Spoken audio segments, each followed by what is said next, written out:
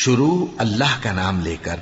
جو بڑا مہربان نہایت رحم والا ہے۔ اور اپنے پروردگار کی کتاب کو جو تمہارے پاس بھیجی جاتی ہے پڑھتے رہا کرو،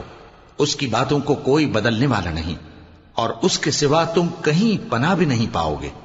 اور جو لوگ صبح و شام اپنے پروردگار کو پکارتے اور اس کی خوشنودی کے طالب ہیں، ان کے ساتھ صبر کرتے رہو، اور تمہاری نگاہیں ان میں سے گزر کر اور طرف نہ دوڑیں کہ تم دنیاوی زندگی کی رونقوں کے خواستگار ہو جاؤ۔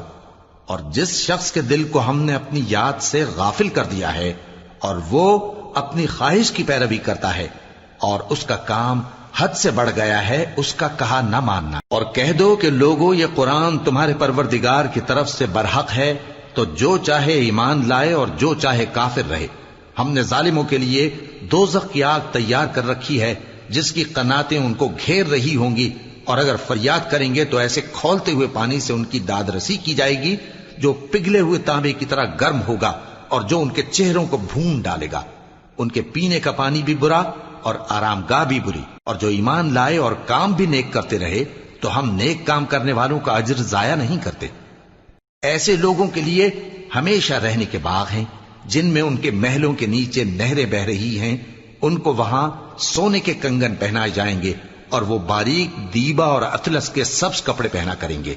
اور تختوں پر تکیے لگا کر بیٹھا کریں گے۔ کیا خوب بدلہ اور کیا خوب آرام گاہ ہے۔ اور ان سے دو شخصوں کا حال بیان کرو جن میں سے ایک کو ہم نے انگور کے 2 باغ عنایت کیے تھے اور ان کے گردا گرد کھجوروں کے درخت لگا دیے تھے اور ان کے درمیان کھیتی پیدا کر دی تھی۔ دونوں باغ کثرت سے پھل لاتے اور اس کی پیداوار میں کسی طرح کی کمی نہ ہوتی، اور دونوں میں ہم نے ایک نہر بھی جاری کر رکھی تھی،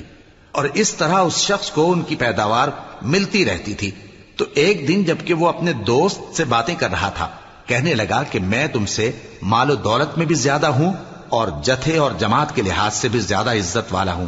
اور ایسی شیخیوں سے اپنے حق میں ظلم کرتا ہوا اپنے باغ میں داخل ہوا۔ کہنے لگا کہ میں نہیں خیال کرتا کہ یہ باغ کبھی تباہ ہو، اور نہ خیال کرتا ہوں کہ قیامت برپا ہو، اور اگر میں اپنے پروردگار کی طرف لوٹایا بھی جاؤں تو وہاں ضرور اس سے اچھی جگہ پاؤں گا۔ تو اس کا دوست جو اس سے گفتگو کر رہا تھا کہنے لگا کہ کیا تم اس ذات سے کفر کرتے ہو جس نے تم کو مٹی سے پیدا کیا، پھر نطفے سے، پھر تمہیں پورا آدمی بنایا؟ مگر میں تو یہ کہتا ہوں کہ اللہ ہی میرا پروردگار ہے، اور میں اپنے پروردگار کے ساتھ کسی کو شریک نہیں کرتا۔ اور جب تم اپنے باغ میں داخل ہوئے تو تم نے ما شاء اللہ لا قوت الا باللہ کیوں نہ کہا؟ اگر تم مجھے مال و اولاد میں اپنے سے کمتر دیکھتے ہو